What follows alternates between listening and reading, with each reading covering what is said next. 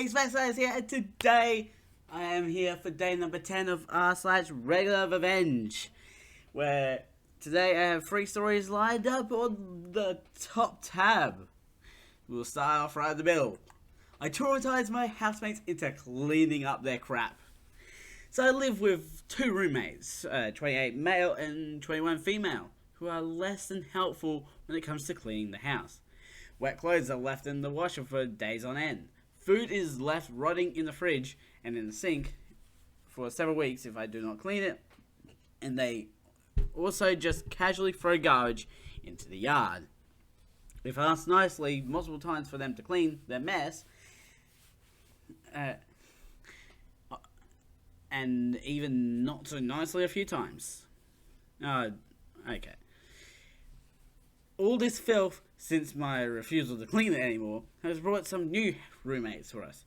Mainly giant-ass rats, which seem to have moved into our yard.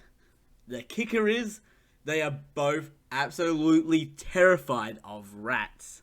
A plan so hatched in my mind with a bit of creativity, some invisible thread, and an old bristle broom. I now had a fake rat, I named him Ronald. Every few days though, for the past 2 weeks-ish, I have been placing it on the corner of the kitchen, waiting for one of them to walk in. And then I yank it as hard as I can at an angle so it shoots towards them. Every time they ran around the kitchen screaming in fear. I won't lie, I have very much enjoyed doing it, but kind of felt guilty at having made a grown man bawl his eyes out.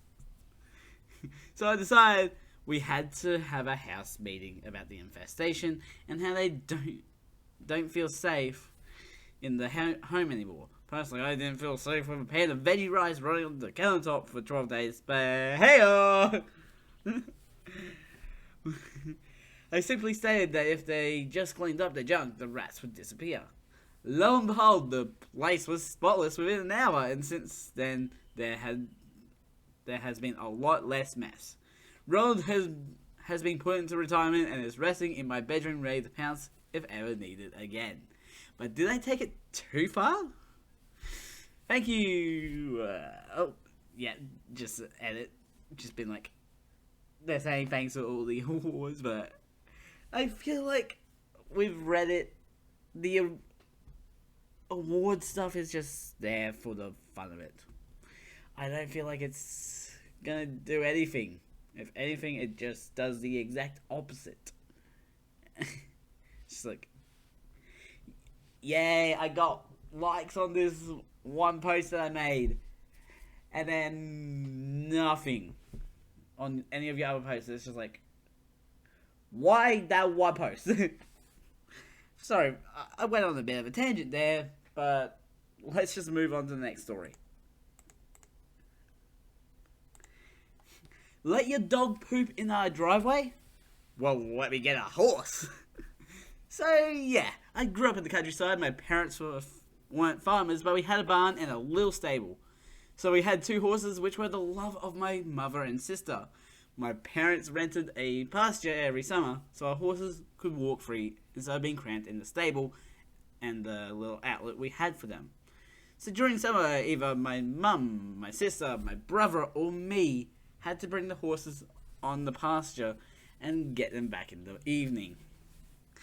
A neighbor had a dog. I hated this thing. It was untrained, would bark the whole night and, well, took shits in our driveway. The lady who owned it took several walks a day and let her dog shit in our driveway / on our lawn. One time I saw her and called her out. She was sorry and told me it wouldn't happen again.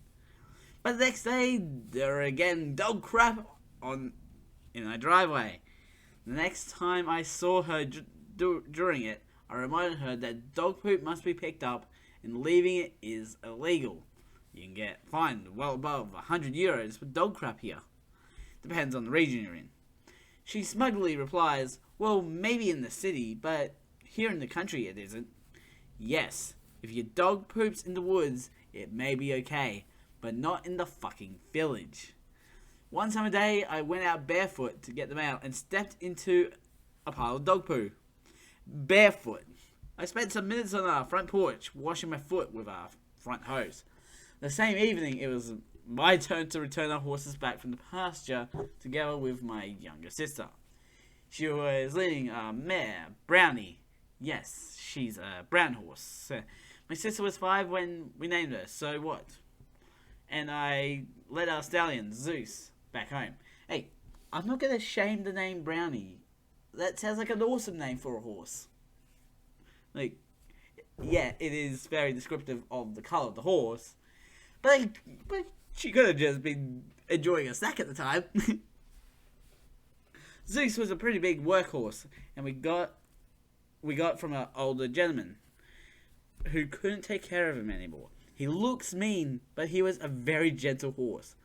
But he was like 1 metric ton of horse. He was a shy horse. So my sister was in front of me because Brownie was eager to get home. Well, Zeus likes to stop to eat some grass on the way home. When we are passing my neighbor's driveway, I noticed Zeus had to drop some, well, apples. Normally he would shit and walk at the same time, but I made him stop, and because of karma, Zeus took one of its huge dumps right in front of my neighbor's driveway. Normally, if one of our horses would shit during our route in the village, our mum would have us clean it up. But I hide the fact that Zeus pooped in front of her house. My mum would make an exception in this case. The next day, I was up early, taking our well-behaved dog for a walk while carrying bags for his poop, like normal people. And then I saw the outcome. My neighbor backed out of her driveway in a very low-riding white convertible car and had driven through Zeus's glorious pile of apples. When she saw me and my really big grin, she yelled at me to clean it up because it was my horse. I told her maybe in the city it's the rule to pick up your horse's droppings, but here in the country it isn't. I left her dumbfounded and went inside. From then on, she never let her dog crap in our driveway again. It kind of bite me back though. She told my mother, who told me to scrap the rest of Zeus's droppings from her driveway, but she refused to let me wash her car because she was stupid enough to back out of the driveway without a proper look. Yeah, I feel like if you're gonna let your horse shit on someone else's property, you might want to take responsibility and clean it up. Like, yeah, you're gonna be the one to clean it up because it's your horse. Like, I bet you the neighbor was just like, "Heh, looks like you are cleaning it up." It's just like, just terrible. Just a terrible situation. Last story. Tripped my baby brother into the pool and nearly drowned him. Have fun sleeping in the pool house, Uncle Shithead. So I'll admit it was shitty on my part, but I'm gonna give my reasoning. It was warranted. So me and my younger brothers, 15, 14 and 3, live with our grandparents. Our mum passed away when baby was born. Dad 6 months before. Anyways, due to everything, a lot of family has moved in with us. We live in a pretty large house, and they're all freeloaders. Brilliant. My grandparents will never turn them away, so whatever. My youngest brother is my responsibility, mostly. Which, like, I'm fine with. My grandparents did all their parenting. I got a job, so my grandparents usually watch him for a few hours. I was at work and I get a frantic call from my 14-year-old brother. Uncle Shithead purposely tripped baby over and he fell in the deep end of the pool. And everyone stood laughing. What the Oh my god, no. No. All the adults just laughing at a drowning kid.